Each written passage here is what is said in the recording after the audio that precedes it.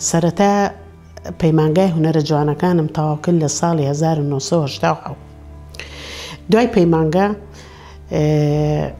بەشی ئێواران کرایەوە، طبعاً تەمۆحم هەبوو بەشی سینەما، کۆلیجی هونەر بەشی فیلمسازی زۆرم حەز لێ بوو. هاتم تەقدیمم کرد، لەخوا بەزیابی وەرگیراین، تۆزێ سەرسام بووم، وتم ئەی لەوە بەش سینەما چەند خۆشە، ئەم شتانە فێرەبی. من زیاتر خۆم نواندن بووم، حتا پێشیان وتم لە دەرەوەی زانکۆ، وتیان تۆ لە نواندنا زۆر باشی، بۆ چێکی بۆ بەشی نواندن؟ بەڵام خۆم هەر بەشی نواندنم هەڵبژارد، وتم بۆیش زیاتر شارەزاییم هەبێ لە نواندنی سینەما. بەڵام کە هاتم بۆ ئێرە وتم ئەی لەوە نواندنی سینەما چەند فەرقی هەیە لەگەڵ نواندنی تەلەڤیزۆنە.